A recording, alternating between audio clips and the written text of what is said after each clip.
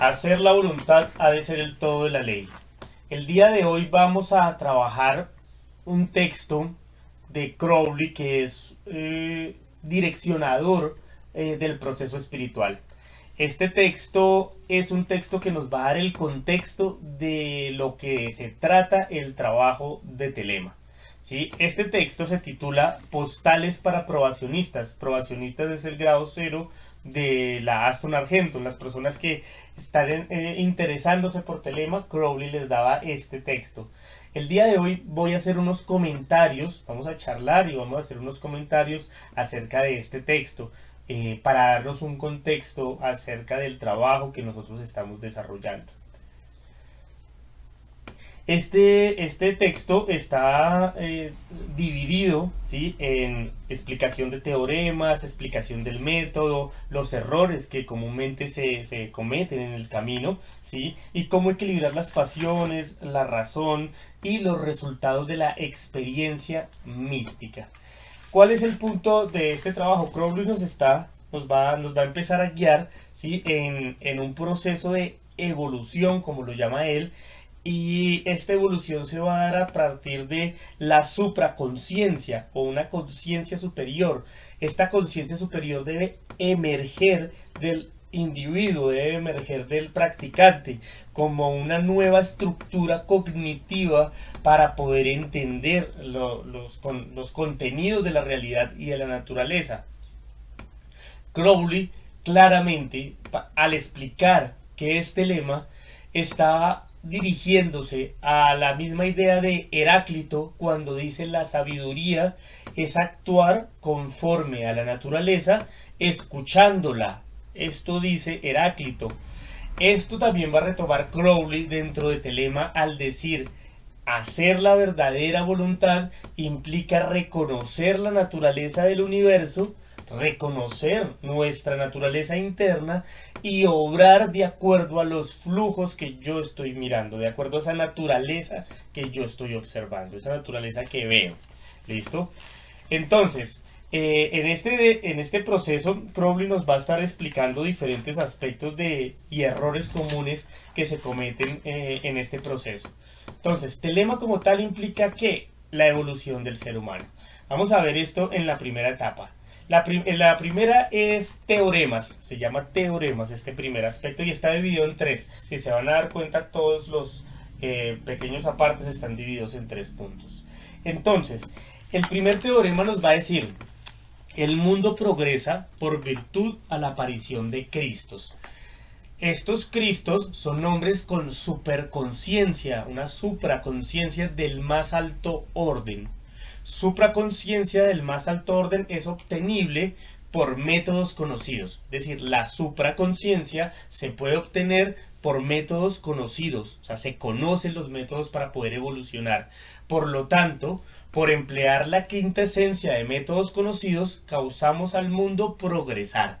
¿Qué quiere decir Crowley acá? Lo que quiere decir Crowley es que estos genios, la aparición de Cristo, de seres humanos evolucionados, hombres o mujeres, ¿sí?, hacen que, ¿sí?, el mundo progrese, ¿sí?, y que para poder alcanzar estos niveles de evolución, ¿sí?, hay unos métodos y que estos métodos son conocidos.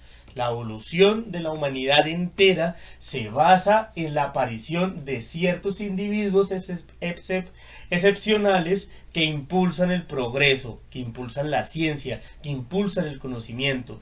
Estos son grandes genios y los llama Cristos. Aquí Crowley utiliza la palabra Cristo para romper también muchos estigmas alrededor de cómo se usa esta palabra. Cuando hablamos de Cristos aquí hablamos de Budas, ¿sí?, como un título de grandes genios, ¿sí? Así como Buda no es solamente el Buda Sankayamuni, ¿sí?, o el Buda Avalokitesvara, sino que Buda es un título del iluminado, ¿sí? Cristos va a ser también un nombre para este iluminado, o para esto que aquí Crowley lo va a determinar como los genios. ¿Sí? Este es el primer teorema, o sea, este es el punto del camino. La humanidad evoluciona, ¿sí?, por seres humanos que han podido desarrollar su conciencia cognitivamente mucho más allá del patrón normal, ¿sí? Evolucionan, ¿sí? Y que esta evolución hace que el mundo, que la comunidad entera evolucione, ¿sí? Este es el punto fundamental. Entonces, hablamos del progreso del mundo. El mundo avanza con la llegada de hombres excepcionales como Nikola Tesla, como Giordano Bruno, como Alejandro Magno. ¿Sí? El mundo y la colectividad hacen que todo se transforme. Estoy hablando de seres humanos de una influencia bastante fuerte, ¿sí? Dentro del patrón cultural de la realidad, pero también cada uno de nosotros en nuestra propia órbita y bajo nuestro propio contexto vamos a tener una influencia cercana a personas alrededor de nosotros. Es decir, que las personas cercanas a nosotros progresan en la medida en que yo estoy progresando, ¿sí? Yo, en la medida de mi universo posible, también estoy generando cambios a nivel del inconsciente colectivo de las personas que me rodean o con las que tengo relación. Estos individuos, ¿sí? ¿Cuál es la característica? Que poseen una comprensión profunda que les permite transformar la realidad, ¿sí? Y fomentar desarrollo social, espiritual. La aparición de estos seres humanos genera desarrollo y evolución en el ser humano, ¿sí? Esto es algo que se plantea a nivel creativo. El ser humano evoluciona por escalas cognitivas desde el niño, ¿sí? Surge el niño tiene unas estructuras cognitivas que le permiten entender la realidad, y conforme el niño va madurando y su cerebro va madurando, esas estructuras se van complejizando y el cerebro va siendo capaz de asimilar mayor complejidad de la realidad, ¿sí? De la misma forma que, no sé, en la Edad Media pensar en la física cuántica era algo demasiado complejo para la mente común. Hoy en día la mente colectiva, todos hemos escuchado hablar de la física cuántica, todos tenemos alguna idea acerca de la relatividad del universo. Entonces ese tipo de complejidades va haciendo que nuestra estructura mental sea capaz de entender más cantidad de la realidad, más complejidad de la realidad. Entonces esta es la evolución. Estos individuos se caracterizan porque poseen una comprensión profunda que les permite transformar la realidad, es decir, entienden la naturaleza del mundo que los rodea y por eso lo transforman, ¿sí? Son activos, son precisamente es hacer la voluntad, transforma el mundo a partir de procesos internos. ¿Listo? Entonces, estos Cristos, como lo estaba comentando, son genios. Estos genios son considerados la punta de lanza del avance evolutivo, cognitivo y de conciencia cultural, ¿sí?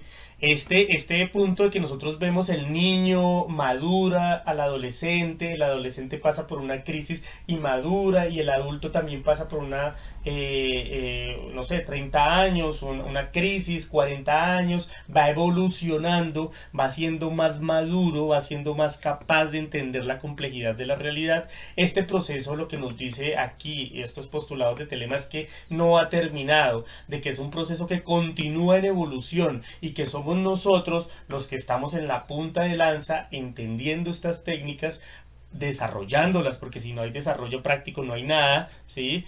Es que nosotros estamos moviendo esta punta de lanza del desarrollo cognitivo y evolutivo de la humanidad, ¿sí? La capacidad de pensar más allá de los límites convencionales, las estructuras cognitivas normales, ¿sí?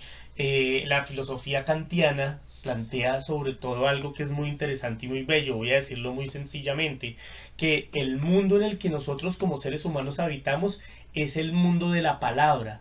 Ese es el único mundo al que nosotros tenemos acceso. Es decir, una montaña. La montaña es una creación de la naturaleza, pero el hombre fonéticamente habla y utiliza letras, ¿sí? Montaña, Montana,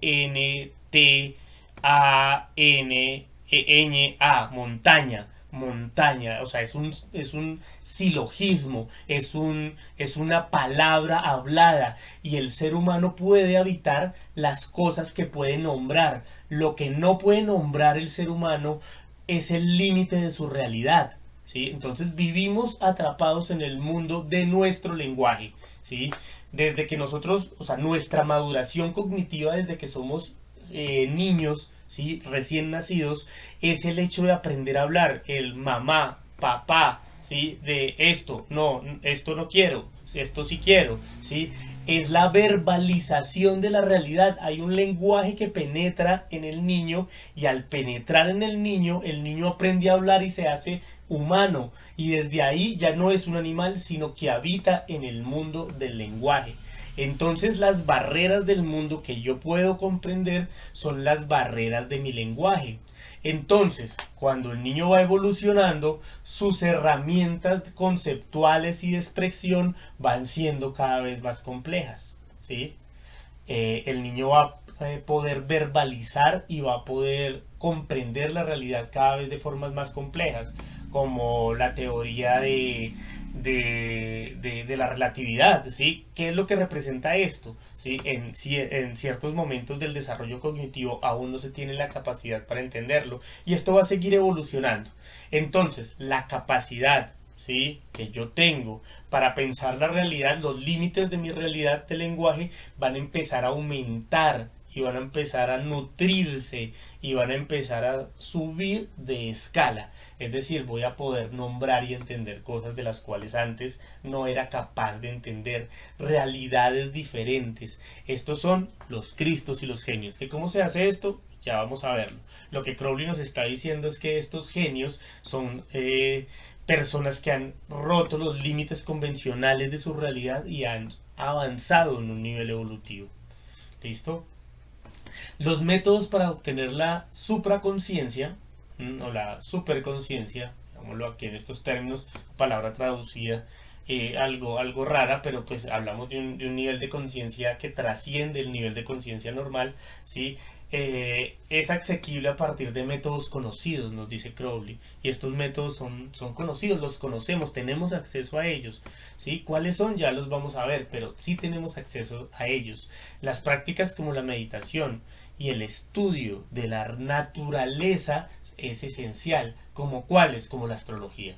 El estudio de los ritmos de la naturaleza, el estudio de cómo la naturaleza se mueve, ¿sí? Cómo el sol, las estrellas, los eclipses, la planta que crece, el momento en que los animales están apareándose, cómo funciona la maquinaria de la realidad, de la naturaleza, la diosa natura, cómo controlo, o sea, puedo tener un cierto nivel de control en la medida en que entiendo cómo funciona la naturaleza, ¿sí? En que entiendo estas realidades universales.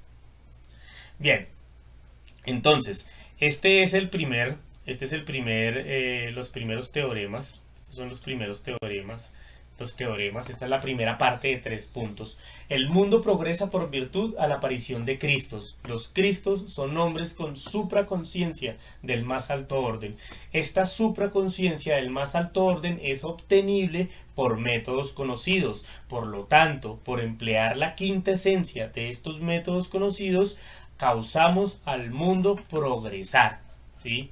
Esto es algo interesantísimo. Nos está diciendo precisamente que se evoluciona. La meta de Telema como tal es la evolución de la humanidad. Y obviamente tenemos que empezar por nosotros para esta evolución. Ahora bien, el segundo parte dice fundamentos del método.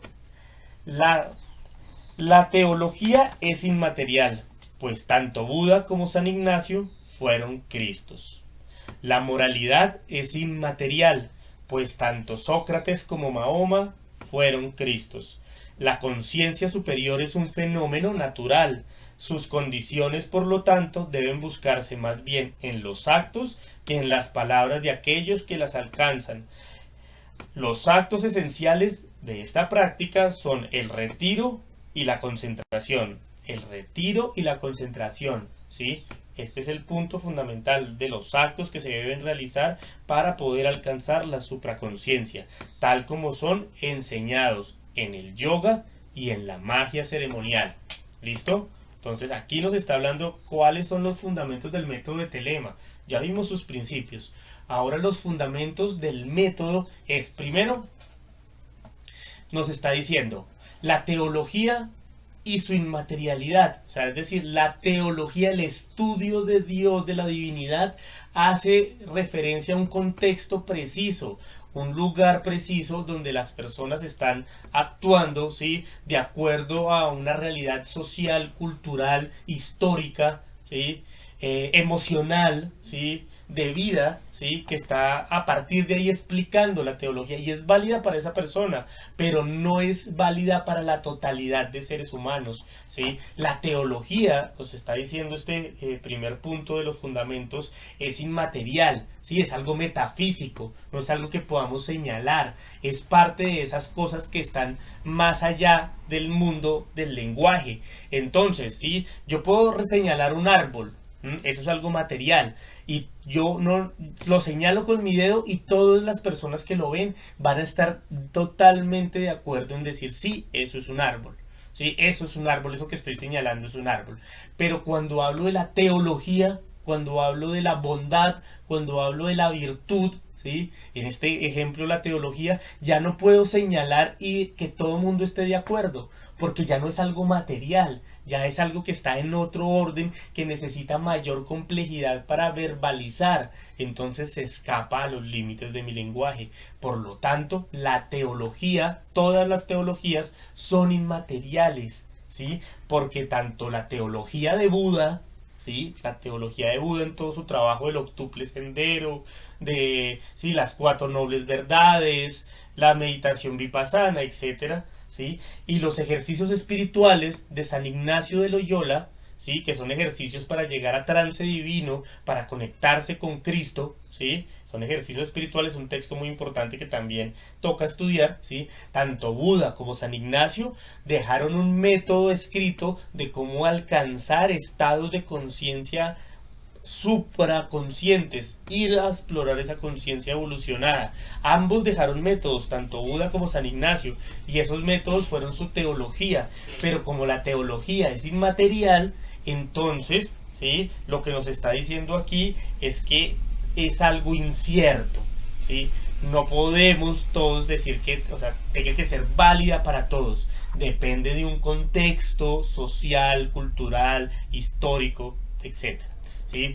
Este enfoque nos está invitando sobre todo a una comprensión profunda de la espiritualidad más allá de las formas simbólicas. Cuando nosotros estamos hablando de una religión, el budismo, ¿sí? Pues aunque el budismo puede determinarse como ¿sí? Diferentes aspectos, una doctrina, ¿sí? El budismo, la religión católica, la religión musulmana, la religión chamánica, ¿sí? En el sentido amplio, vemos que son catedrales semióticas, es decir, catedrales de símbolos. El cristianismo tiene la cruz, tiene la Biblia, los musulmanes tienen el Corán, tienen la Kaaba, tienen Mahoma, etcétera. ¿Sí? El budismo tiene el Buda Sakyamuni, el árbol Bodhi, bueno, ¿sí? Cada cultura, cada religión, ¿sí? Cada teología tiene es una construcción simbólica de lenguaje, ¿sí? Por eso aquí el lenguaje es muy importante. Es una construcción de lenguaje que nos permite entender otras realidades, ¿sí? Entonces las teologías están inscritas en un contexto determinado y hay que analizarlas es en su quinta esencia, dice Crowley, en su profundidad, es decir, más allá de lo que es asequible, ¿sí? A primera vista.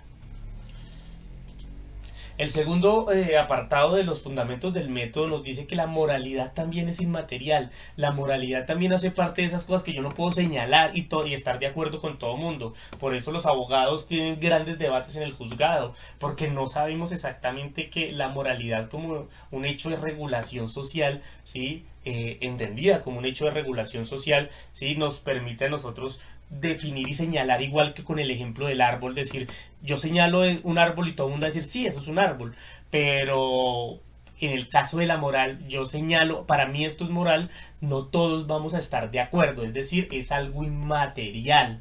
¿Sí? Esto también es importante. Entonces, al decir que la moralidad es inmaterial, aquí Crowley nos da un ejemplo interesante entre la diferencia de Sócrates y de Mahoma. Dice, igualmente, ¿sí? La moralidad es inmaterial, pues tanto Sócrates como Mahoma fueron Cristos. ¿Esto qué significa? Esto significa que Sócrates es el gran maestro de la ética socrática. Él decide que va a morir, hay una cuestión heroica, ¿no? Él es el héroe de la filosofía, ¿sí? Así como Aquiles era el héroe de la Ilíada y Odiseo también el héroe de la Odisea. Sócrates es aquí tiene una ética, expresa una ética del conocimiento, una ética de la sabiduría, una ética del deber ser. Yo tomo la cicuta porque es mi deber morir, ¿sí? Y también Mahoma, que tiene en el Corán, ¿sí? La ley Sharia, que es un código también de conducta. Entonces, aquí Crowley está diciendo, la moralidad es inmaterial, ¿sí?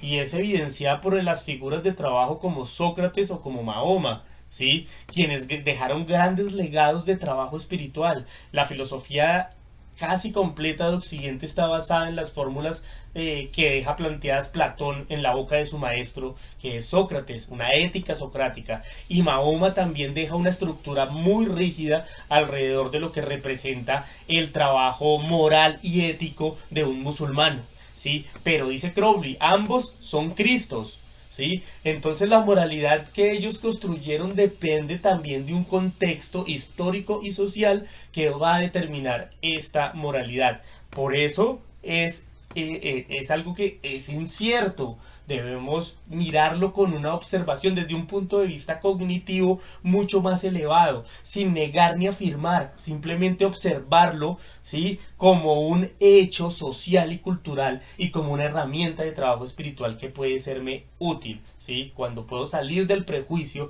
en el análisis tanto del Corán, de la ley de musulmana o del trabajo ético de Sócrates, puedo entender, ¿sí? Cuál es la verdadera quinta esencia que está más allá de la forma simbólica que ha tomado X o Y tradición para hablar de lo que debe ser la moral, ¿sí? Entonces, este es el punto importante. ¿Listo? Observación de la supraconciencia. Es decir, ¿qué nos está diciendo el método aquí? Que la supraconciencia, el desarrollo de la supraconciencia, es un fenómeno perfectamente natural, no supranatural, no más allá de lo natural, sino es un fenómeno que ocurre en natura, es decir, que ocurre de manera natural a los seres humanos. Las condiciones, por lo tanto, deben buscarse más bien en los actos que en las palabras de las personas. Es decir, que la observación de la supraconciencia, cuando usted diga, ay, es que esta persona está iluminada, esta persona es grado tal, esta persona ha hecho X o Y cosa, lo más importante aquí no son sus palabras, sino sus actos. Por sus frutos los conoceréis, dice la Biblia, y es así. A partir de las cosas que la persona, de los comportamientos de la persona, nosotros podemos determinar realmente si esta persona ha alcanzado un grado de supraconciencia, porque aunque una religión, una tradición espiritual sea una catedral semiótica, una catedral de símbolos, una catedral construida con lenguaje, con ladrillos de lenguaje, ¿sí? Esto no significa que solamente las palabras sean las que determinen si alguien ha alcanzado un nivel elevado de supraconciencia. Deben buscar, dice Crowley aquí, para poder observar a las personas que son genios, observen sus actos, no sus palabras, ¿sí? Sus actos. Y de la misma forma le está diciendo a las personas que están interesadas en Telema que su progreso lo deben medir en la medida de sus esfuerzos, de sus actos. Las palabras no sirven de nada. ¿Listo? Entonces, el tercer apartado es errores del misticismo. Pero entonces hagamos un repaso de estos tres puntos de fundamentos del método. Entonces, la teología es inmaterial, es decir, la explicación de Dios y sus métodos es inmaterial, porque tanto Buda como San Ignacio, aquí lo puse tal cual estaba en el texto, San Ignatius, fueron Cristos. La moralidad es inmaterial, porque tanto la ética de Sócrates como la ética de Mahoma, ¿sí?, es correcta y fueron Cristos. La supraconciencia es un fenómeno natural, ¿sí?, que se expresa de manera natural en los seres humanos. Sus condiciones son, por lo tanto, para ser observadas más que en los actos que en las palabras de aquellos quienes las obtienen. actos esenciales son el retiramiento, el retiro y la concentración, como enseña el yoga y la magia ceremonial. ¿Qué nos está diciendo aquí este último apartado?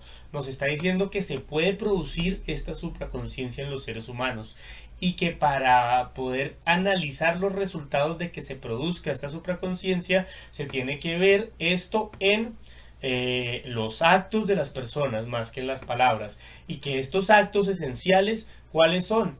¿Cuáles son estos actos que nosotros debemos ver para definir un genio? Son el retraimiento, es decir, el retiro, ¿sí? El aislamiento, la soledad, ¿sí? Y la concentración.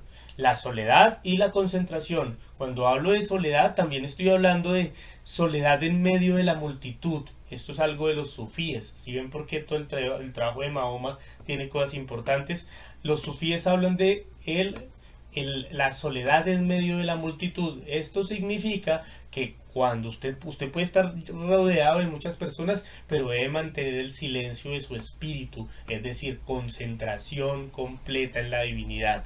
Todo el tiempo yo estoy pensando en la divinidad, en todo momento. La divinidad habita en mí, sí, la divinidad está en mí. Ese debe ser mi pensamiento. Eso es retiro y concentración, así estemos rodeados de personas, como enseña el yoga y la magia ceremonial. Ya nos está diciendo aquí que las prácticas son el yoga y la magia ceremonial. Eso es el punto de la práctica dentro del telema. ¿Listo? Ahora sí vamos al tercer apartado. El tercer apartado, ya vimos el primero que son los teoremas, vimos el segundo que son los fundamentos del método. Ahora vamos a ver el tercero que son errores del misticismo, ¿sí? Entonces voy a leerlos acá.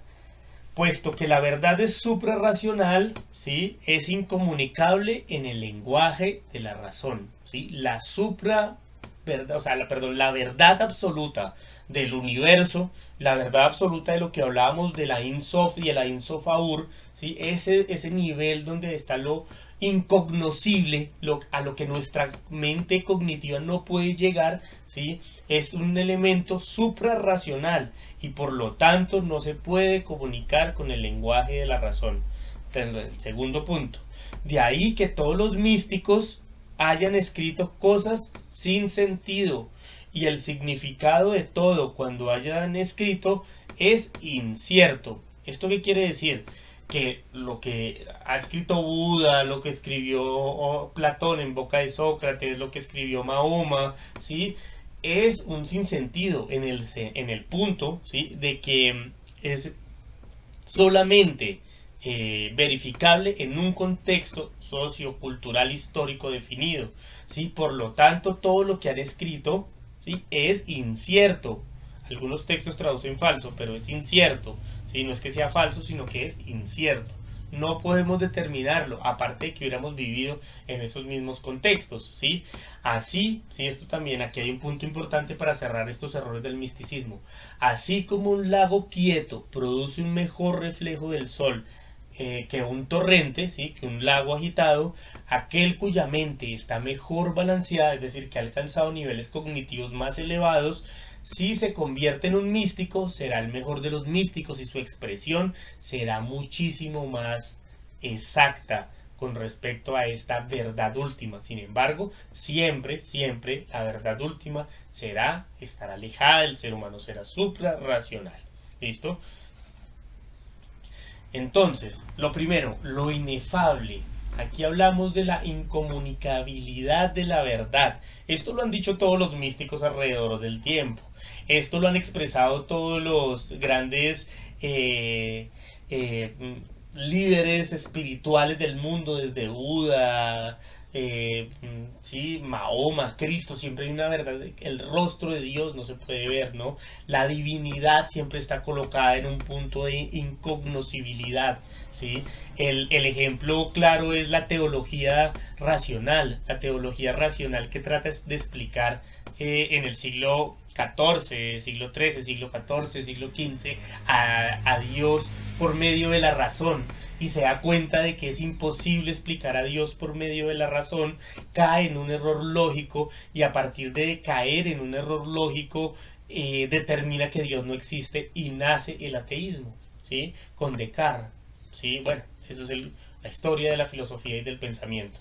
Pero entonces aquí lo inefable es precisamente eso a lo que yo no puedo llegar con mi lenguaje. ¿Sí? Inefable precisamente hablo de lo innombrable, lo que no tiene palabras, lo que se escapa a la clasificación, ¿sí? de mi constructo, ¿sí? del lenguaje.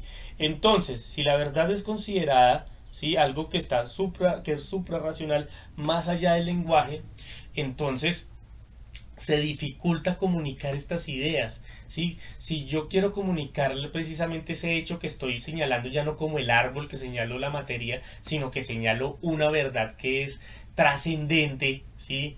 En un sentido metafísico, ¿cómo podría expresarlo? ¿Sí? Ahí la complejidad. ¿Cómo podría explicar estas verdades inefables? Y el asunto está en el ejemplo siguiente.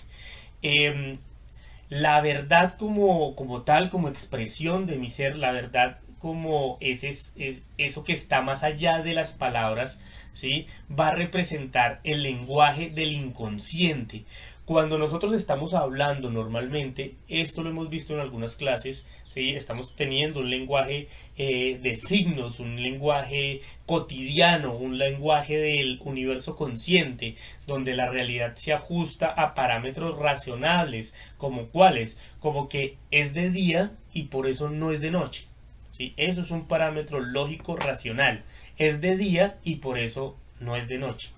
¿Sí? Es un hecho que es imposible, ¿sí? O sea, que es imposible salir de... O sea, la lógica implica que siempre va a ser así. Es de día porque no es de noche. En cambio, en el lenguaje del inconsciente, en el lenguaje del mundo del arte y de los sueños, allí sí puede ser de día y de noche al mismo tiempo. En el lenguaje del mito, en el lenguaje de la fábula, en el lenguaje de la leyenda. Entonces estas verdades no se pueden explicar por medio de la razón, porque la razón aplica solamente a este plano en el que podemos determinar de manera clara que una cosa no es una cosa es una cosa y por eso no es otra cosa, ¿sí? O sea, la ley básica de la física que dice la materia es algo que ocupa un espacio y un tiempo definidos y por eso ningún otro pedazo de materia puede ocupar el mismo espacio-tiempo definido. ¿Sí me hago entender? Ese es el punto de la lógica aristotélica en todo su esplendor, ¿sí? O sea, un pedazo de piedra está ahí y nadie puede ocupar el mismo espacio y en el mismo momento, ¿sí? El mismo espacio y el mismo momento, ¿sí? Que esa piedra, ¿sí? Eso es algo lógico, ¿sí? Es un hecho lógico de la materia. Pero cuando hablamos de verdades que hacen parte del mundo del inconsciente, ahí ya la cosa se complica. Son verdades que están más allá de lo que yo puedo expresar. Necesito nuevas herramientas. Y aquí que los símbolos, ¿sí? Los mitos y las leyendas se acerquen a este lenguaje que Jung dirá que es el lenguaje del inconsciente colectivo. Los sinsentidos de los místicos. Históricamente, pues muchos místicos han producido muchos textos, ¿sí? Y textos muy valiosos. Textos muy valiosos. Sin embargo, estos textos están escritos bajo las limitaciones del contexto, nuevamente, el tema del contexto, la historia, y esto va a determinar que puedan ser valiosos para ese contexto en todo su sentido, pero que deban ser replanteados. Por eso la mayoría de tradiciones espirituales filosóficas, sobre todo científicas, ahora que la ciencia es otro mito, ¿no? De la misma forma que la religión es un mito, que todas estas tradiciones son mitos, la ciencia, la filosofía, también hacen parte, están insertas en el mito. Entonces, el mito de la ciencia se reactualiza. El mito de la religión cristiana tuvo que reactualizarse a lo largo del desarrollo de 2024 años para poder adaptarse a los cambios. Entonces los discursos narrativos de los místicos van a tener que ver mucho con esta particularidad de contexto en el que se encuentran y por eso son relativos y son inciertos. ¿Listo? Entonces, la mente equilibrada, ¿sí? Es algo clave porque cuando la mente está equilibrada consigo mismo, ya vamos a ver los procesos, pero cuando la mente está equilibrada, genera un, hay un texto a propósito que se llama el Liber Librae. Vamos también a estudiarlo de esta misma manera, donde Crowley está explicando qué es esto de una mente equilibrada. Entonces, la imagen de un lago tranquilo, bueno, refleja una mejor luz del sol. Esto nos quiere decir que cuando un místico o una persona ha hecho los trabajos espirituales y ha equilibrado su mente, va a poder expresar con su lenguaje de manera más eficiente esta verdad espiritual, ¿sí? Su conexión con esta verdad espiritual, ¿sí? La va a poder expresar y cómo llegar a ella. Sí, por eso ustedes ven que hay místicos que tienen un gran talento para explicar cosas en 3, 4 ejemplos. Tienen la facilidad para expresar esto. Y es aquí también donde se va a medir la evolución de esta supraconciencia. Pueden reflejar, ¿sí? Ya que su mente está tranquila, pueden reflejar, ¿sí? Verbalizar de forma más adecuada esta verdad espiritual en la búsqueda que están teniendo. Bien, entonces ya llegamos al punto que es el método del equilibrio. ¿Cómo lo ven hasta acá? Esto es importante tenerlo en cuenta porque aquí en este texto de postales para probacionistas es donde Crowley nos está dejando los puntos del trabajo espiritual de Telema, los teoremas, ¿no? La idea de los cristos que evolucionan, ¿sí? En los fundamentos del método, cómo la supraconciencia tiene que buscarse en las acciones, es un hecho práctico, la virtud, ¿no? La eudaimonia, lo decía Aristóteles, ¿sí? El punto de trabajo alrededor de nuestra relación con la explicación de lo espiritual y la moral, ¿no? El tercero, los errores de los místicos, cuáles son los errores comunes, ¿sí? Y ahora vamos a ver el método. El método.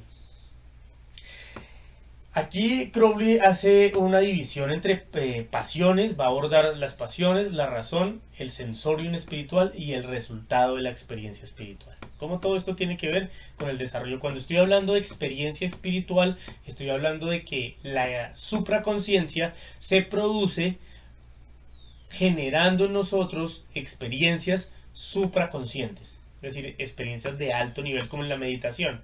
Usted alcanza grados muy profundos y muy lúcidos dentro de su trabajo de meditación, y cuando alcance esos estados su mente va evolucionando. Cada vez que usted llega allá su mente va alcanzando ese nivel, ¿sí? Este es como el punto. O cuando usted está realizando sus rituales prácticos y su mente está muy exaltada con una energía específica. Entonces, cuando está muy exaltada con esa energía física, usted toma y adhiere esa energía, y su mente ya cuando vuelve a la cotidianidad tiene como un bonus, una escala un poco más alta, cognitiva, ¿sí? De este trabajo.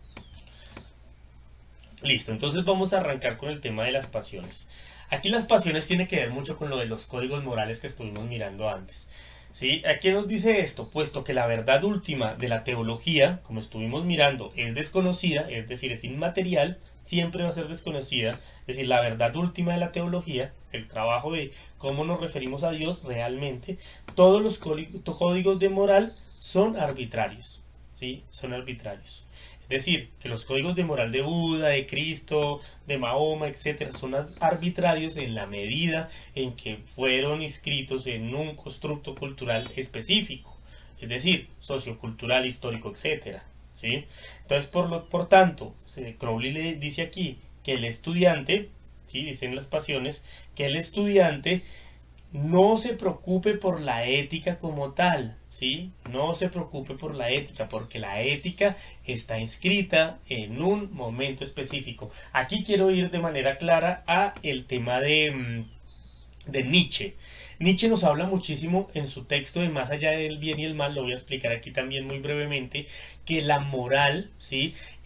Depende, ¿sí? De cada cultura y de cada religión, ¿sí? Para unas culturas unas cosas son buenas y otras son malas en su religión, en su espiritualidad. Para otras religiones eso mismo que era malo en otras religiones es bueno, ¿sí? Es decir, que la moral y los constructos teológicos dependen de un contexto, por lo tanto son arbitrarios. Entonces el estudiante de Telema debe tener en cuenta que no se debe preocupar por la ética, ¿sí? Sin embargo, aunque no se va a preocupar por la ética, debe definirla y debe crearla. Y es aquí donde entra Nietzsche. Nietzsche va a decir, el bien y el mal es relativo, por lo tanto yo debo crear mi propio bien y mi propio mal para regir mi vida. Debo definirlo, cuáles son los límites de mi constructo teológico, cuál es mi creación personal de esto. ¿Sí? Entonces, continuamos. La razón es contradictoria. Este es el segundo punto de las pasiones. ¿Sí? Tema. Por lo tanto, el estudiante, ¿sí? No ha de preocuparse por el tema de la ética, como lo estaba diciendo, ¿sí? La verdad, ¿sí? Es algo supra, que está más allá de nuestras herramientas cognitivas, ¿sí? Por lo tanto, todos los códigos morales, ¿sí? Han sido construidos de manera, ¿sí? adecuada para un determinado ser humano en un momento de la historia. Por lo tanto, el estudiante debe construir e interpretar su propio modo de regulación ética en el mundo. ¿Y esto cómo se va a dar? Muchachos, importante esto, ¿cómo se va a dar esto? Se va a dar a partir de la observación de la naturaleza que nos rodea y de la naturaleza interna. Es decir, ¿cuál es la naturaleza externa? Es decir, mis relaciones con las demás personas, ¿sí? Mi contexto sociocultural, mis herramientas de trabajo, las relaciones emocionales que construyo con los demás. Todas esas cosas son la naturaleza que me rodea y a partir de esa naturaleza yo debo construir mi ética personal, construir una ética que me sirva a mí para mi contexto específico, mi contexto sociocultural histórico específico. ¿Sí? Esto es algo importante porque no nos deja en el aire, no nos deja diciéndonos solamente que esto es relativo y punto, ¿sí? Que la ética y la razón es relativa y ya. No, Crowley aquí en las pasiones, en el punto 3 de las pasiones, nos va a decir esto, ¿sí? Él es en consecuencia libre para cumplir su deber.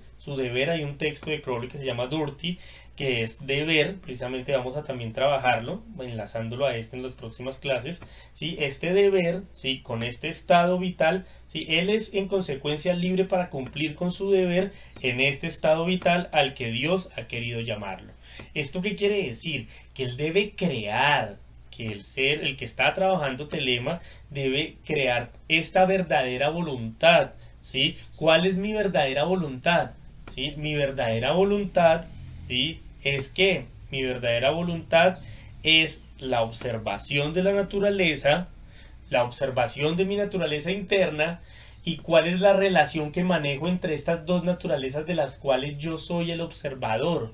¿Sí? Si la relación entre la naturaleza interna y naturaleza externa es adecuada como una relación alquímica, el punto focal de conciencia que soy yo, el observador, ¿sí? Va a demostrar su capacidad de control. Es decir, cuando eso sea armónico, esa moral va a estar fijada y esa razón teológica va a estar fijada a esa relación interna, ¿sí? Cuando yo equilibro como el alquimista mi naturaleza interna con mi naturaleza externa, a partir de esto se crea una teología y una ética moral personal, solamente aplicable a usted, ¿sí? Solamente aplicable a fulanito, a Pepito, a Pepita Pérez, que es usted inmerso en un contexto sociocultural e histórico particular y definido. ¿Listo? Entonces estos son los puntos 3, ¿sí? Estos son los puntos 3 de la pasión, ¿sí? Las pasiones. Entonces las pasiones tienen este punto y el último punto que vimos acerca del sensorium, ¿sí? Espiritual. Entonces el siguiente punto, ¿cuál es? ¿Sí? El segundo punto es la razón. La razón, ¿sí? Ok, bueno, este punto también nos habla del balance supremo, ¿sí? El balance supremo es sobre todo el trabajo de organizar lo que les estaba diciendo, ¿sí? Tanto vertical, ¿sí? como horizontalmente, porque debo también plantearme, ¿sí? En el deber, ¿sí? En el que la naturaleza me ha puesto para realizar en esta vida, un deber en mi propia vida, un deber en mi hecho de vida, ¿sí? O sea, ¿a qué vine a este mundo? Eso también lo vimos cuando estuvimos estudiando astrología. ¿A qué vine a este mundo según mi carta astral? ¿Cuál es mi misión de vida? ¿Qué es lo que está en los astros en el momento en que yo nací? Ahí hay mucho que tomar de esto. Entonces el siguiente apartado son los resultados, ¿sí? Los resultados del trance. Esto del estado de trance, ¿sí? El estado de trance como tal, ¿sí? Nos habla de la experiencia mística que se tiene. Esto, esto nos habla ya de una metodología profunda alrededor de que Crowley nos dice en este apartado que el estudiante entonces, ¿sí? contradiga toda la posición, ¿sí? Toda posición teológica que tenga y que la presente ante él, ¿sí? Teniendo en cuenta que toda verdad, ¿sí? Que usted tenga, construya, va a tener su opuesto. Toda verdad que usted construya va a tener su opuesto. ¿Sí? Toda verdad que yo diga es que la realidad es así, significa que tiene también su opuesto. En este mundo de las apariencias, la verdad siempre va a estar supeditada a su contradicción. ¿Sí? Una vez que la mente ha podido expulsar, ¿sí? Estas ideas racionales, ¿sí? Absolutas dentro de la mente, ¿sí? Dentro del sí mismo, entonces aquí sí va a haber espacio para el trance, para la aprehensión de la verdad espiritual, ¿sí? Sin embargo, aquí hay que recalcar esto, que lo que hemos dicho hasta ahora no hace que las verdades, ¿sí? Las verdades absolutas, las verdades que Mahoma, las verdades que San Ignacio, las verdades que Sócrates haya planteado no sean válidas, ¿sí? Crowley nos dice, sin embargo, hay que remarcar que todo esto no destruye la validez de los razonamientos en su propio plano, en su propio contexto. Esos razonamientos para Aristóteles, para Sócrates fueron válidos en ese momento, fueron válidos esos razonamientos, pero esos razonamientos son arbitrarios con respecto a o son determinantes más bien a su propio punto de tiempo, de historia en el tiempo. Esto es importante. Entonces, ¿qué nos dice Crowley? Que cuando hemos expulsado de nuestra mente las ideas racionales, ¿sí? Las ideas racionales de decir esto es esto y punto, ¿sí? Esto es esto en este plano y punto, hay un espacio para la supraconciencia, ¿sí?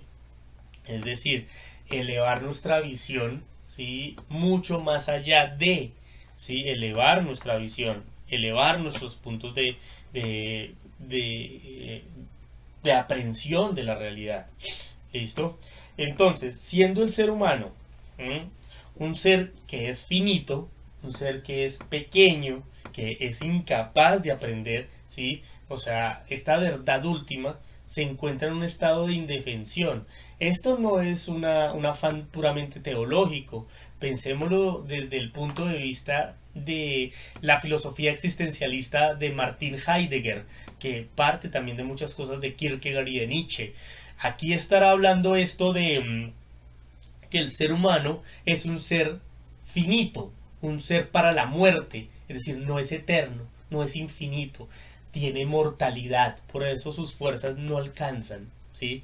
Sus fuerzas no alcanzan, va a morir en algún momento, ¿sí? Y por eso el ser humano tiene pánico a morir y al morir invita a un montón de creaciones culturales, ¿sí? En este sentido, el ser humano, ¿sí? Es un hombre finito, dice Crowley en el Sensorium espiritual, nos dice esto, nos dice es un hombre finito que es incapaz de aprender lo infinito, no lo puede aprender. Su comunión con el ser infinito, es decir, cuando el ser humano alcanza su comunión con el santo ángel guardián y con la verdad, sí, absoluta, ¿sí? En los trabajos de la misa, los trabajos de elevación de la conciencia, se contacta con estas fuerzas, pero aún así que se contactándose con estas fuerzas, no puede alterar el hecho de que es un ser finito y de que nunca va a poder alcanzar el conocimiento de lo infinito. Esto realmente es pura metafísica griega. Esto es pura metafísica griega. Cuando se plantea el hecho de qué es la filosofía es esa búsqueda de la verdad, pero el buscador, el filósofo de la que es un amante de la verdad, es un buscador eterno, porque por más de que busque la verdad, nunca la va a alcanzar, ¿sí? Pero esto, en lugar de desmotivarlo, lo anima cada vez más, porque el hecho de no alcanzarla hace que su creación y su crecimiento sea eterno, sea infinito, y esto lo hace acercarse un poco al conocimiento de lo infinito. ¿Sí? Esto es un concepto muy bello. Vamos a ver si lo podemos desarrollar. ¿Sí? El conocimiento es la búsqueda de la verdad absoluta, pero la verdad absoluta jamás, jamás, jamás va a ser asequible al ser humano. Pero esto, en lugar de desmoralizarlo, lo que hace es animarlo, porque cada vez aprende más y nunca va a terminar de aprender. ¿Sí? Esto anima el conocimiento porque es un amor infinito hacia la verdad. ¿Mm? Entonces, en este punto, el ser humano es un ser finito y nunca va, ¿sí? Va a ser siempre incapaz de aprender lo infinito. Así su comunicación con los seres más altos, ¿sí? Se produzca, su mente nunca va a poder llegar a lo infinito. ¿Listo? Entonces, aquí, ¿qué dice? Que el estudiante entonces contradiga cada visión y se niegue a disfrutar de ella. ¿Mm? Se niegue a disfrutar de esas experiencias que tienen los estados de trance. ¿Sí? En primer lugar, porque existe siempre otra visión posible de la naturaleza exactamente contradictoria. ¿Qué quiere decir esto, Nietzsche? Este documento, como les estoy diciendo, lo estoy dejando en la plataforma, ¿no? El documento original sobre el cual estoy haciendo estos comentarios. Entonces, ¿por qué? Porque cada experiencia espiritual de verdad última que yo tenga va a estar exactamente, ¿sí? En contra, va a estar, o va a haber otra postura que va a contradecir teológica y moralmente todo lo que yo he dicho, ¿sí?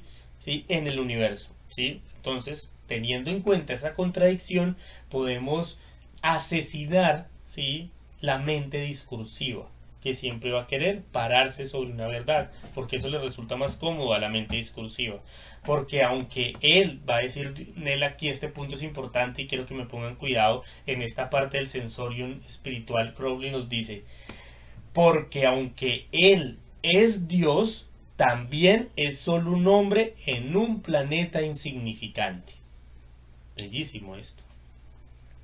Él dice precisamente esto, aunque él en sí mismo es Dios, él tiene que ser consciente de que también es un ser insignificante, ¿sí? En un planeta, ¿sí? Insignificante. Esto nos habla precisamente del balance lateral y del balance vertical, ¿sí? Este balance vertical va a tener que ver sobre todo con que mis ideas, las ideas que yo tenga para relacionarme de manera horizontal con los demás seres humanos, ética, es relativa y arbitraria. ¿Sí? Es relativa y arbitraria y debe ser construida en base a mi contexto personal. Y que mi relación, ¿sí? Vertical con lo espiritual, ¿sí? Con lo espiritual, ¿sí?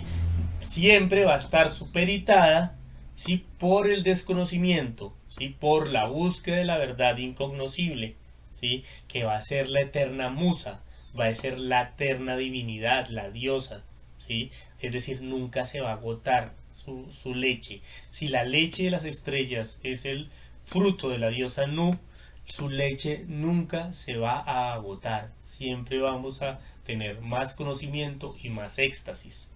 Esto es como el punto. Entonces, ya perfectamente equilibrado, ¿sí? Por la afirmación o por la negación de todas las cosas, ¿sí? Se puede tal vez alcanzar el estado de trance, estado de conciencia más elevado. Y se dan cuenta, aquí está explicando Crowley de qué se trata este estado de evolución, ¿sí? Espero que me hayan estado siguiendo alrededor de todo este proceso. Si no, escuchen la clase nuevamente, porque estos puntos son bastante importantes en el proceso. Listo. En los resultados del trance, el trance se está definiendo como un éxtasis, una extensión determinada del cerebro, ¿sí? Que se produce en el cerebro.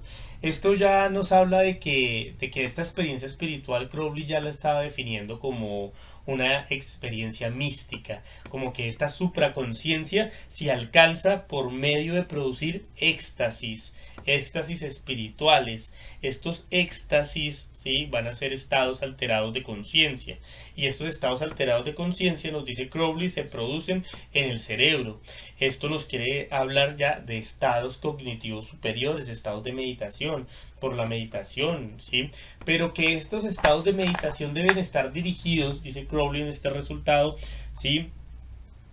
En una imagen de perfección, ¿sí? Una imagen de perfección, es decir, mi meditación tiene que ser hacia cosas elevadas, hacia cosas que estén, que estén eh, que estén mucho más altas, que me hagan evolucionar, ¿sí? No que me destruyan, ¿sí? Como un vicio. Si yo hago de mi meditación, ¿sí? Un vicio, ¿sí? Lo más probable es que eso termine destruyéndome, ¿sí? Y esto no es algo que de pronto se haga de manera consciente. Se toma un vicio a veces como un reflejo automático y se queda para toda la vida. Los vicios, había escuchado esto de alguien, son como personas que llegan de visita, ¿sí? Y se quedan como reyes en la casa de uno, después como tiranos, ¿sí?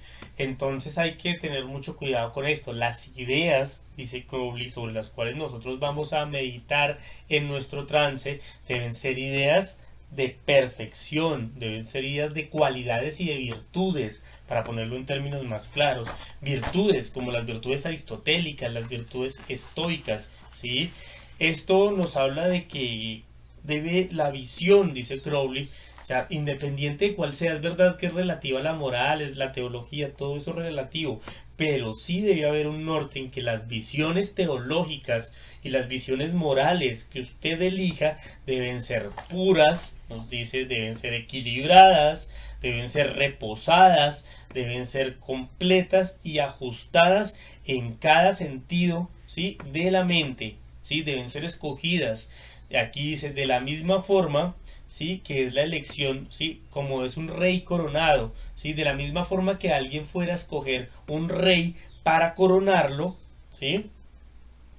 Usted debe escoger su teología y su moral con este mismo cuidado, como si usted quisiera escoger un rey. Entonces debe tener mucho cuidado, porque si usted escoge para su meditación y su trabajo espiritual tiranos, estos tiranos espirituales se lo van a vampirizar, ¿sí? Y esto es advertencia, pasa mucho, pasa mucho. Puede ser que uno no se muera, pero termina vampirizado toda la vida por ideas y arquetipos que no son sanos o que no lo están llevando a usted a evolucionar. Aquí estamos hablando de telema para evolucionar. Entonces, de la misma forma que usted va a escoger a un rey, ¿sí? Para coronarlo, ¿sí? Usted debe escoger su teología y su moral. Debe escoger la forma en la que usted va a proceder en el mundo y la forma en la que usted está construyendo la explicación de su relación con la divinidad, es decir, su teología. ¿Listo? Esto es algo muy importante. Bien, entonces, es importante, bueno, antes de pasar a esta diapositiva, quiero decir, es importante, nos dice Crowley acá también, que los decretos de un rey, ¿sí? Esta metáfora del rey de Crowley es muy interesante, cómo él trabaja con estas metáforas, porque dice, si los decretos de este rey serán justos y sabios, tal como ya era justo y sabio antes de ser rey. Es decir, que si usted escoge ideas que anteriormente han sido justas y sabias, entonces su expresión dentro de su vida va a ser justa y sabia, ¿sí? Va a ser justa y sabia, ¿sí? Entonces en esto tiene que verlo usted. Si usted escoge tiranos, pues obviamente estos tiranos teológicos y morales van a ser de usted, ¿sí? Lo van a tiranizar a usted y lo van a destruir, ¿sí? Lo van a destruir o lo van a afectar de manera fuerte. ¿Listo? Entonces esto es importante.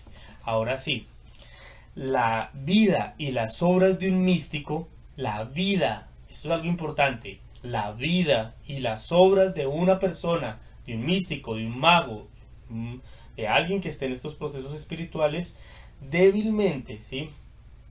Va a dar expresión de la fuerza que lo está guiando, el trance más elevado que haya alcanzado. ¿Esto qué quiere decir? ¿Sí? Que cuando usted, entre más calidad de evolución, de experiencias espirituales usted haya tenido o esté teniendo, ¿sí? Esté teniendo en usted, y mayor calidad de evolutiva si usted haya tenido en sus trabajos espirituales, y que ese rey que usted haya escogido, si lo haya encontrado en estos mundos más altos, ¿sí?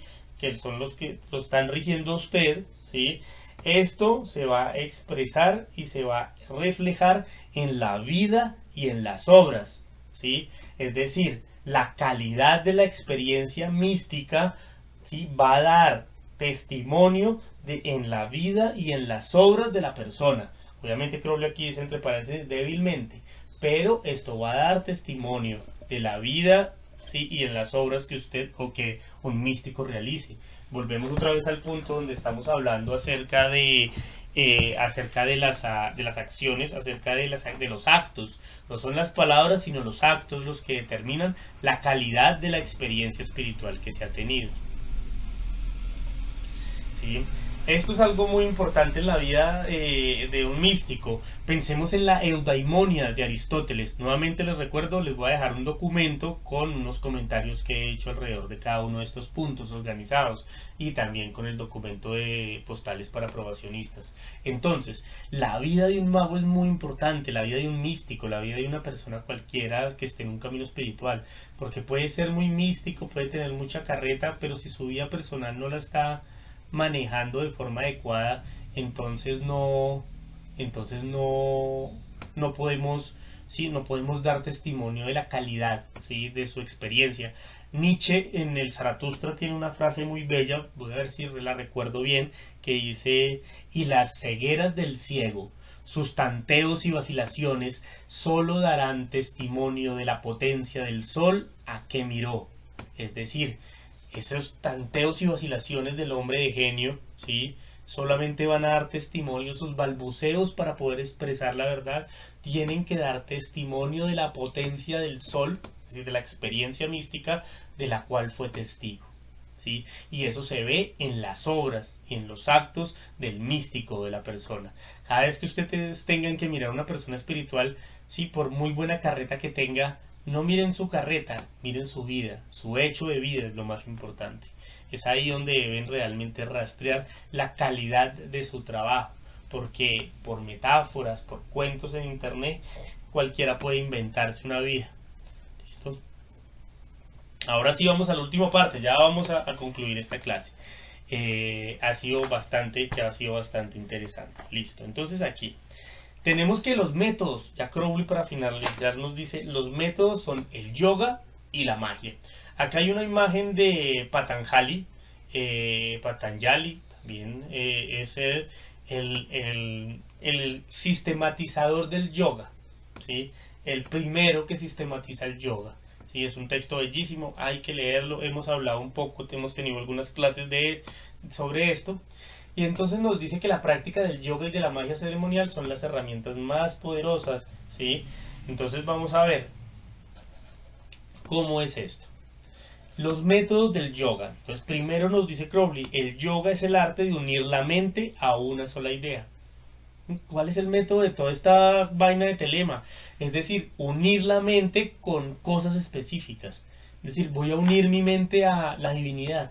Voy a unir mi mente a la idea de virtud. ¿Sí? Cuando el ser humano está obsesionado por una idea, no hay nada que lo detenga. Esto ya es ley. Cuando usted tiene algo en la cabeza y no se le quita Pensemos en John Hitch, ¿sí? La película de John Hitch con este actor de Matrix que es Keanu Reeves, ¿sí? Este man, en este personaje, cuando se describe a John Hitch, se habla de él como alguien que tiene una mente centrada, que tiene una mente concentrada, que tiene una mente, sí, obsesionada con el resultado. Pin, pin, se dirige, es fuerte. Esto es importante entender. Esto es el yoga precisamente. Unir la mente, eso es tener voluntad. Creo que es el mensaje más interesante de esta película. Entonces, unir la mente a una sola idea tiene varios métodos. Y aquí Crowley nos está explicando estos métodos. Estos métodos son el Jnana Yoga, que es unión por medio del conocimiento, es decir, la reflexión. Sí, la reflexión, uso de la lógica, uso de la razón, sí, también es un método que nos va a llevar hasta ciertos puntos, no a todos, pero también es un método válido, teniendo en cuenta que la reflexión, sí, de los textos o de la filosofía de la India no es racional como la filosofía occidental. La filosofía de la India también utiliza el lenguaje del mito para expresar verdades. ¿Listo? Entonces el Jnana Yoga es la unión por medio del conocimiento. Segundo, el Raja Yoga, unión por medio de la voluntad, trabajo de voluntad fuerte, ¿sí? Trabajo de fuego. ¿Listo? El Bhakti Yoga, unión por medio de la devoción con los seres espirituales, como yo estoy trabajando, un Bhakti Yoga a Babalon, un Bhakti Yoga a Parvati, un Bhakti Yoga a Horus, ¿sí? Un Bhakti Yoga a determinada entidad o determinada fuerza del universo. El Hatha Yoga, unión por el coraje, es decir, por el coraje y la fuerza que implica hacer yoga. Y es algo fuerte. El hacer sus prácticas de yoga todos los días va a enfrentarlo a usted con ciertas cosas.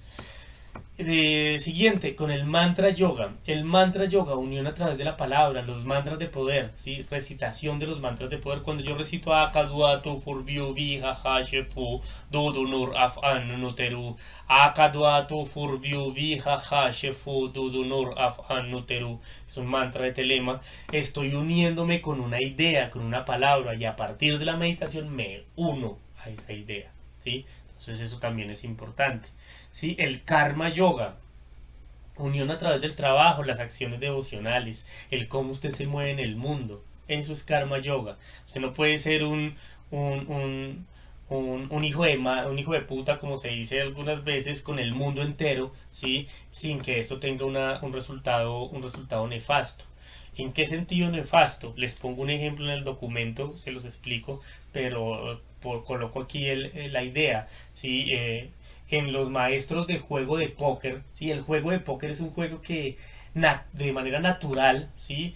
Es un juego de hacer trampas. Usted tiene que hacer trampas para ganar, es decir, engañar al otro, farolear, lo que se dice en el póker, ¿sí? O sea, el juego como tal, las reglas de juego que no están explícitas, ¿sí? Que son implícitas, estas reglas que no se dicen, está en engañar, en hacer trampa. Pero ¿qué pasa con el jugador malo de póker y que es tramposo? Se acostumbra demasiado a hacer trampa, y como se acostumbra demasiado a hacer trampa, sus capacidades para jugar normalmente se vuelven mediocres y cada vez depende más de hacer trampa. Como depende cada vez más de hacer trampa, lo más probable es que lo pillen y eso haga que pierda, como karma yoga, ¿sí? Acción, haga que pierda credibilidad y ya no pueda jugar. ¿Sí? Y esto es algo muy importante, porque la credibilidad que usted tenga como persona es la credibilidad que le va a servir a usted, ¿sí? Para afrontar las reglas de la vida. Esta persona es una persona honorable. Cuando usted entra en un trabajo, le piden recomendaciones laborales, entonces es más o menos lo mismo. El buen jugador de póker, ¿qué hace? Claro, sabe hacer trampas, sabe farolear, sabe jugar, pero no las usa. No las usa no porque sea bueno, sino porque es inútil. Juega como juegan todos y a partir de eso se vuelve un excelente jugador de póker normal, ¿sí? Jugando sin hacer trampas, sin farolear, sin hacer cagadas. Y a partir de eso se vuelve un muy buen jugador de póker. Y cuando tiene la posibilidad de hacer un engaño, un farol, una trampa, lo aprovecha. Y nadie obviamente va a pensar precisamente él porque no es un tramposo. Y a partir de esto saca producto y gana. ¿Sí? A esto voy con el tema de la moral, por dar un ejemplo acerca de la moral. Entonces, usted en Karma Yoga, usted no puede pretender ser un hijo de madre y cagarse en la gente, ¿sí? Y no tener consecuencias, y que esto no le genere a usted problemas, ¿sí? Esto es algo importante, la empatía. No me refiero al amor en el sentido cristiano, sino a la empatía como un hecho evolutivo del ser humano. Los primates, ¿sí? Los mamíferos sobre todo tienen empatía, los reptiles no tanto, pero los primates, ¿sí? Y los mamíferos sobre todo tienen empatía por ciertas, ¿sí? Relaciones con sus cercanos, ¿sí? Los grupos, ¿sí? Es algo muy importante. Entonces la empatía es un desarrollo cognitivo de nuestro cerebro frontal y hace parte también de nuestra evolución, es decir, es una herramienta biológica, no es un mantra cristiano o católico en el sentido de algo bonito, no, es algo natural, una herramienta evolutiva. Bien, esto es el yoga. ¿Listo? Son los diferentes. Y hemos estado mirando varios de estos puntos en el colegio. Ahora, los métodos de la magia ceremonial. Los métodos de la magia ceremonial van a tener que ver, ¿m?, con este texto que se llama Liber Manus et Sagittae, Liber O. Este Liber O, ¿cuáles son las prácticas? El destierro, lo que nosotros hemos visto del DPCI completo en clase, ¿sí? Esto del DPCI tiene que ver con el trabajo de, bueno, del estudio de la Santa Cábala, ¿sí? El estudio de la Cábala. El estudio de la Cábala por unión por el conocimiento.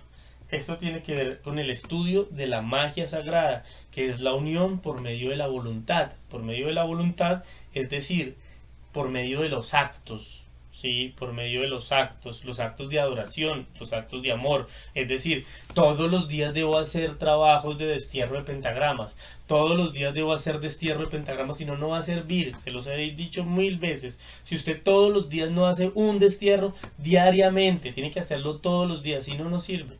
Sí, que usted se puede saltar un día, que tal día no alcancé porque me tocó hacer una vuelta, bueno, no se va a caer el mundo. Pero si usted no lo hace algo de todos los días eficiente, esto no va a servir para nada. No se va a producir la supraconsciencia en usted. Crowley dice, son métodos naturales, pero tiene que usted hacer el método. Si no hace el método, pues no se produce nada. Estos actos son actos de adoración, de unión por medio del amor. Y esto va a representar ordalías en sus vidas. Y esto es algo importante. Esto es unión por el coraje. Las ordalías, ¿qué son? Si usted está evolucionando, o bueno, más bien pensemos, usted cuando era adolescente tuvo muchas crisis. Estas crisis son crisis de identidad que el adolescente pasa para poder construir su identidad como persona. Sí, y esto lo podemos llamar como estados de sufrimiento, ordalías. Si nosotros estamos diciendo que estamos en un nivel cognitivo y queremos pasar a otro nivel cognitivo superior, vamos a pasar por crisis. No hay otra forma, no existe otra forma. O sea, todo sistema se regula a partir de generar crisis. Un sistema estructurado y equilibrado llega a un nuevo fenómeno, una ampliación de su nivel de conciencia y de lenguaje. Eso le produce crisis porque es algo que no está regulado con su sistema. Y esta crisis, el sistema se rompe y se adapta, genera una síntesis y a partir de eso genera una nueva escala de evolución. Entonces estas ordalías van a generar obviamente replanteamientos de su vida, de cómo usted maneja sus emociones, de cómo usted gestiona su realidad con los demás, con usted mismo, etcétera. Y esto van a ser ordalías que los van a poner a ustedes en momentos difíciles, en el sentido de que van a hacerlos a ustedes replantear ideas que ustedes consideran inamovibles. Estos son ordalías. ¿Listo? Las invocaciones, es decir, usted debe hacer invocaciones, lo que hemos estado haciendo cada festividad, que tomamos la energía del toro, tomamos la energía del león, tomamos la energía del dragón, etc. Estas invocaciones están usted tomando energía y uniéndose por medio de la palabra, ¿sí? Las oraciones que tenemos que hacer, uniéndonos por medio de la palabra. Y por los actos de servicio, esto también es de magia ceremonial, unión a través del trabajo. Esto va lo mismo del karma yoga, ¿sí? O sea, cuando usted, y no lo podemos negar, cuando usted hace un acto bueno por alguien, usted se siente bien, hay una energía ahí, ¿sí? Y no es por una religión católica ni nada, ¿sí? Y también cuando usted es cruel, también se genera una cierta sensación, un cierto sabor de boca que le produce algo en usted. Y esto no tiene que ver con morales positivas o negativas del cristianismo, tiene que ver con estos hechos de empatía. Entonces, ¿hasta qué punto usted tiene empatía y con quién? ¿No? Estos ya son límites ontológicos fuertes, pero por lo menos si yo tengo empatía solamente con mis hermanos de la logia, con mi familia. Si le pasa algo a alguien que no conozco y yo no puedo hacer nada, cagada, ¿sí? O una persona que me ha hecho mal, y yo digo, bueno, ya mi empatía no va hasta allá. Sí, sí puedo hacerlo con mucho gusto, pero no, ¿sí? Primero, obviamente, está mi amor por mí mismo y por mis cercanos. Ese tipo de cosas, ¿sí?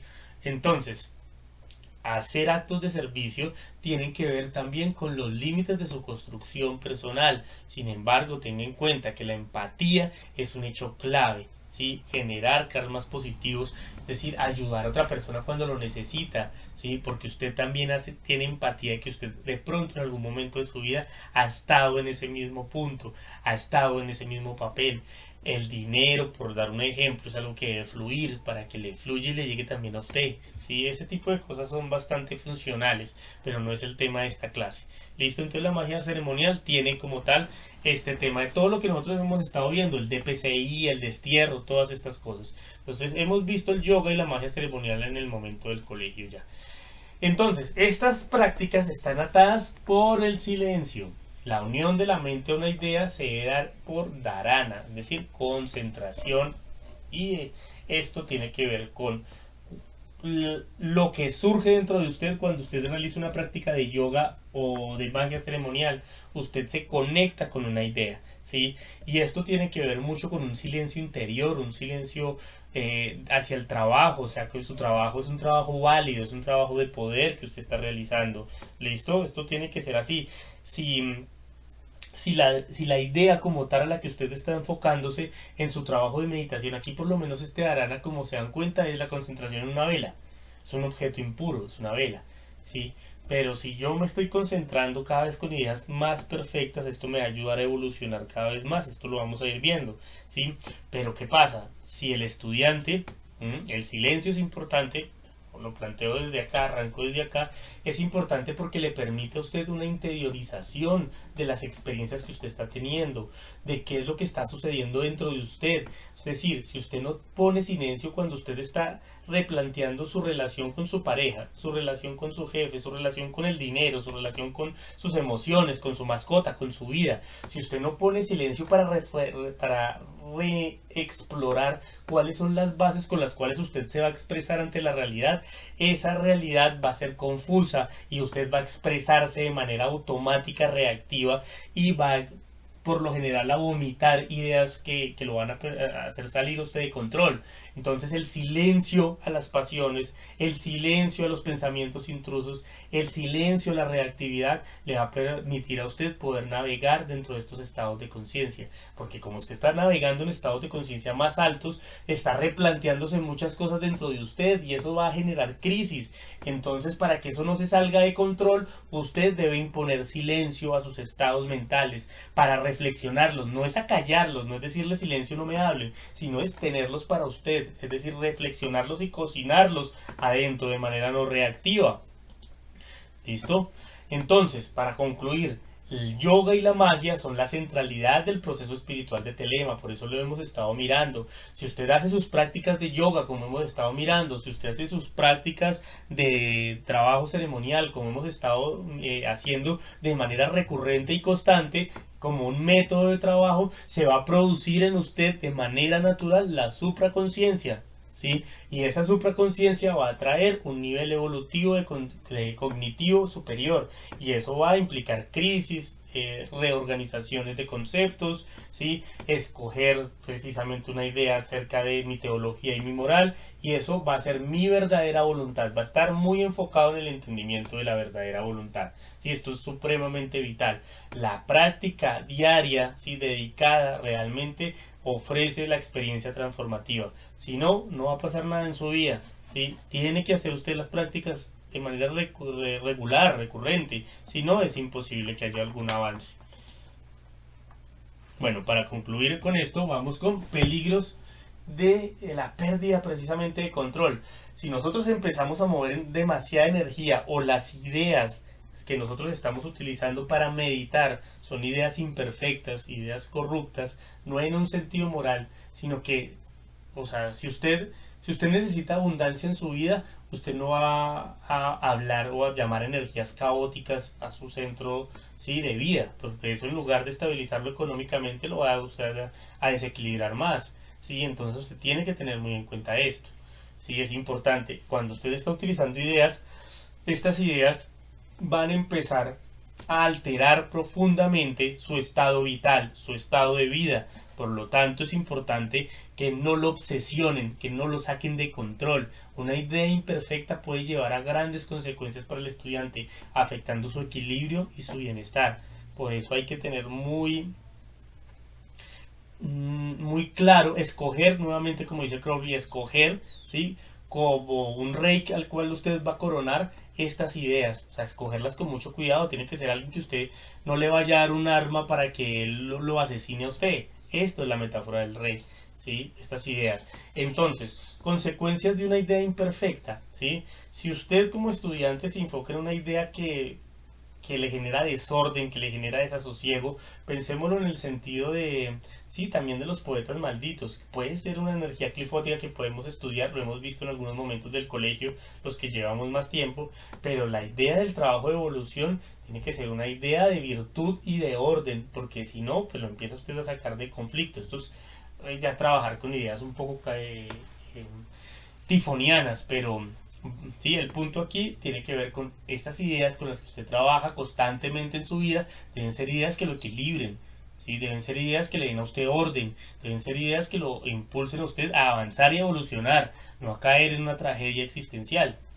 ¿Sí? Esto es importante. Aquí estamos manejando uno de los núcleos de nuestro trabajo dentro del colegio. ¿Sí? Si se han dado cuenta, hemos estado haciendo un paneo de muchas cosas. Esto puede manifestarse si se hace de manera inadecuada. ¿Sí? Y esto pasa cuando nosotros por lo menos trabajamos con los túneles de sed, ¿sí? O con los clífotos. Son energías bastante caóticas y no es que sean malas, pero ¿qué es lo que vamos a llamar a nuestra vida? Pues obviamente caos y desorden. Entonces tenemos que ver en qué momento necesitamos un poquito de caos en nuestra vida y en qué momento no necesitamos un poquito de caos en nuestra vida. Como estábamos viendo en los teoremas y en la explicación de los fundamentos del método, la teología y la moral que yo elijo para mí también tiene que tener un nivel evolutivo, no puede ser la misma todo el tiempo. A medida que yo voy evolucionando, también va cambiando mi teología y mi moral. Y para cambiar necesita destruirse, necesita estados de caos. O sea, no hay necesidad de invocar los clifos están ahí, ¿sí? Están ahí y usted se desordena. Y si usted no los maneja bien, usted lo que necesita es un salvavidas. Si usted está perdido en el mar y usted no se hunde, usted necesita un salvavidas. Y estos salvavidas son ideas de virtud, ideas de elevación y de evolución, como cuáles, como el himno de la misa gnóstica que hemos estado trabajando. Tú que eres yo mismo más allá de todo lo que soy, que está más allá de ta, ta, ta, ta. Oraciones que lo están enfocando usted a concentrarse en su ser interno. ¿Listo? Si esto no se hace como es debido, ¿sí? Puede llegar y puede manifestarse la locura, la obsesión o el fanatismo, ¿sí? El fanatismo, que es algo muy, muy recurrente, afectando gravemente su proceso de evolución espiritual y su proceso psicológico. ¿Listo? Importancia del silencio. Vuelvo otra vez con el tema del silencio. El silencio es fundamental para evitar el descontrol de la mente. Le permite a usted encontrar claridad. Cuando usted esté exaltado, iracundo, dése un tiempo para estudiar, para meditar, ¿sí? Permítase a usted como estudiante encontrar claridad, centrar su atención en ideas balanceadas, en ideas que le permitan a usted evitar las distracciones que lo pueden llevar a usted en un momento destructivo. Es decir, si usted está pasando por una pena, por un dolor del alma, por una decepción amorosa, por un duelo acerca de la muerte de un ser querido, algo así, usted en ese momento debe buscar ideas que lo balanceen. El silencio, ¿sí? El silencio implica concentración en una sola idea, ¿sí? El dharana que hemos estado mirando. Y esta concentración en una sola idea tiene que ver con la conexión, tiene que ver con la conexión en esta idea que lo balancea usted. ¿Cuáles son estas ideas de que les estoy ofreciendo desde ya? La oración que les estoy, el ritual menor del pentagrama, esos son ideas elevadas, porque son ideas que lo están impeliendo usted a evolucionar, son ideas que ya son códigos, catedrales simbólicas que lo están impulsando usted a la evolución y al equilibrio. Cuando usted hace el ritual del pentagrama, ¿qué está haciendo? Balanceando sus fuerzas. Entonces estas ideas son las ideas que Crowley está diciendo, son ideas sanas, ¿sí? Y que lo permiten a usted aislarse de las necesidades reactivas de su mente animal y primitiva, ¿sí? Imponer silencio a estas necesidades reactivas para poder analizarlas. Esto es alejarse alejarse del flujo continuo del inconsciente colectivo primitivo en el que nos encontramos, ponernos el manto de Saturno, que es el dios del silencio también en este sentido. Va a implicar aislarnos un poquito de ese mundo del se dice, o sea, todo mundo, no, todos en televisión están viendo, todo mundo en internet está diciendo que esto es así, esto es así, y entonces hay un flujo de conocimiento ahí que ya se va. Que ese es y todos creemos eso no porque lo hayamos considerado, sino porque como todo mundo lo dice, entonces debe ser cierto, ¿sí? Entonces hay que poner silencio a esas cosas y poder escuchar la música interna. Para esto hay que imponer silencio, ¿sí? Y esto hay que tener aquí el silencio, es muy importante el tema de qué comida usted está digiriendo. Hay veces que usted come comida chatarra y su cuerpo, comerla una vez está bien, pero si usted todos los días se alimenta de comida chatarra, va a ganarse una enfermedad. Lo mismo va a pasar con los contenidos simbólicos que usted... Si usted solamente ve programas de humor, solamente ve telenovelas, solamente ve realities, no lee, no se preocupa por el conocimiento, no ve documentales, no trata de aprender más, de evolucionar en su vida, pues obviamente, ¿qué va a pasar? Usted se va a enfermar internamente, no va a tener usted herramientas. Entonces hay que imponer silencio a ciertas cosas. ¿Listo? Esto es algo muy importante en el proceso. Comprensión y combinación en el arte. Esto ya lo habíamos trabajado las personas que llevan más tiempo trabajando conmigo. El estudiante debe entender cómo articular y combinar diferentes métodos a su práctica espiritual. O sea, usted no se puede regir solamente por lo que yo le estoy diciendo. Usted no se debe, más bien, no es que no tenga, sino que no debe hacerlo. Usted debe explorar su propia forma de hacer espiritualidad, de trabajar su propia teología, de hacer sus rituales. Yo les doy a ustedes unas bases, les digo, miren, más o menos esto se trabaja así, va a haber un momento en el cielo así, esta es la energía que se va a manifestar. Entonces cocine, hermano, cocine, más o menos le doy una receta y usted cocínela como usted quiera, corte las cosas, organice la cocción, cree su propia fórmula, vaya poco a poco experimentando, porque la expresión creativa hace parte del hecho de la magia. Las capacidades de integrar todas las enseñanzas que se le están dando en el colegio con su contexto de vida particular, ¿sí?